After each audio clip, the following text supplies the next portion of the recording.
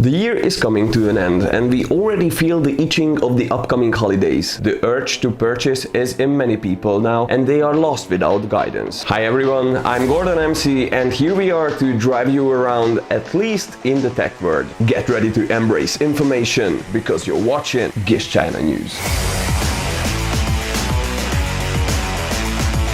As you may all know the story, Huawei lost its chance to be the biggest phone brand in the US a few years before. I won't go into details, so many people elaborated on this. If you're not familiar, you will find hundreds of videos and articles on the internet. In an interview, Huawei's president Yu Changdong revealed lately that even they still became one of the biggest brands of the world, they stopped focusing on certain markets because they just don't worth the effort. Like in Europe, where after the war in Ukraine started, this Chinese tech company is also considered to be a security risk in most of countries. Thus, there's a probability to ban them anytime. So now, it's a game of survival for Huawei. If you don't fall under the category of people who believe that Huawei is a national security threat and happen to own one, but you would like to use Google's features because you want to get the nations together in your hand to live in peace, then it's your lucky day. With EMIUI 10, the Google Fire was the best method to do that. But that was a few generations before, like at the beginning, and it wasn't compatible with later OSs. Not much later, GSpace has arrived to the Huawei's app gallery that creates kind of a virtual Google interface in which you can go to Play Store and you can download whatever you want to. As everything, it also has its backdrops like the huge battery consumption or the thousands of ads or the often happening crashes. But at least that was already an alternative. So now we have the Gbox app, basically an improved GSpace with minimal energy consumption, no ads and zero crashes. If you can't wait for the app to get into the app gallery, you can find the link for the APK file in the second article below.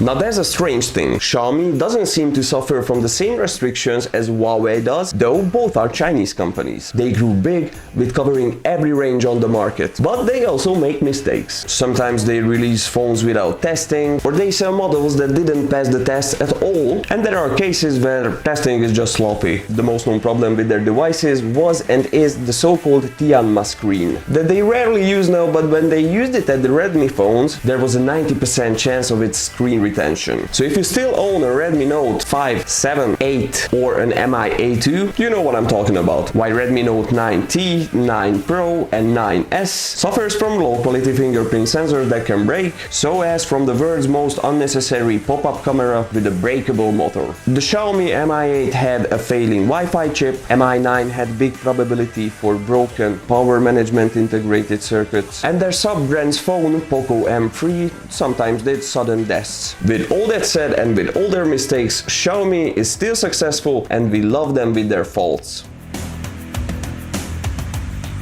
OnePlus seemed to be present in the US and the UK market more than any other Chinese brand. We know them from their high-end solutions, so let's see what phones can we anticipate the most from them the next year. First we have the OnePlus 11, we went into details about it last week. If you're interested, go and check it out now. No need for further explanation. Second on the list is the elegant OnePlus Ace 2 that will come with a 1.5K Fluid AMOLED screen and a first-gen Snapdragon 8. Then comes the OnePlus Nord CE3, the top of the mid-range with a decent 108 megapixels main camera but with an IPS LCD display, so if you already have a CE2 it will feel a bit of a downgrade. Then finally the Nord N3000, the budget-friendly model of the next year with a 6.55-inch HD Plus display and a signature teardrop-shaped notch for the 16 megapixel selfie camera. This will only be released in the US though. If you're interested in more specs, I recommend you to read the article in the description.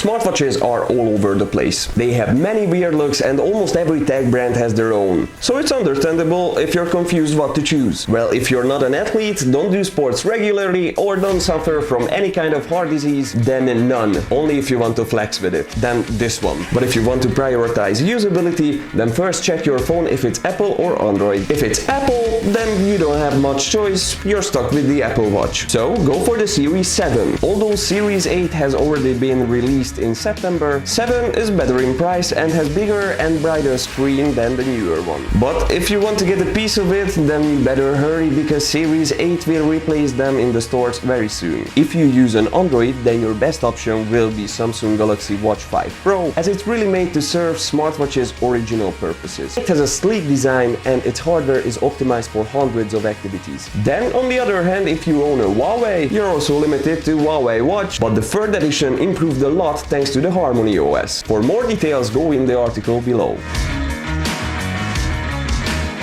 Power banks are essential partners in traveling since high technology consumes energy fast. But there are so many of them! Yes, I know, but sit back and let me tell you the best 5 options you can have for charging on the go. The top choice you can have is the Anker PowerCore Free 10K Wireless. To hell with these long names! As its name suggests, it has a wireless charging option, so has a 10K mAh battery inside and 18 watts of fast charging. If wireless would be an unnecessary feature for you, then handheld has a 65 watts 20K mAh laptop portable charger that will be just fine for you. It also supports multiple fast charging protocols, so that is more speed. For more heavy duty roads, we recommend the Zendure SuperTank S5 with a 24K mAh battery, 3 USB ports and even 100 watts of output power. If portability is the factor, try Anker 511, the most pocket-friendly model with a 5K mAh battery. Then for price-value comparison, the Bezos 20K mAh power bank is the best. Not packed with extras,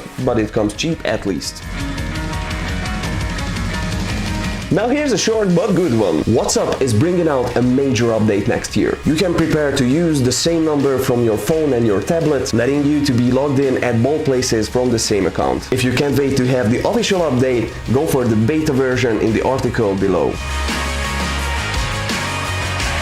And finally, we have splendid news for gamers. Christmas giveaway season is around the corner, and Epic Games Store was always generous at these times since 2019. This year's season will last from the 15th of December to the 10th of January, and we can expect many AAA titles and indie games for free. Sadly, we don't know yet which are these, but if you follow them, you can see that they are regularly offering games for free download each week. They gave 89 games without charge only in 2021. We love you, Epic Games. Well folks, that was it for today, and that was the last time we met in the show. Thank you for all the attention you gave to my interpretation of GizChina news, and I promise we won't leave you without weekly recaps. So I highly recommend you to subscribe to the channel, because there will be awesome things. Drop this video a like if you found out something interesting today. Read the articles in the description, because our journalists can write really well, and stay true to your geek self. Gordon MC over and out.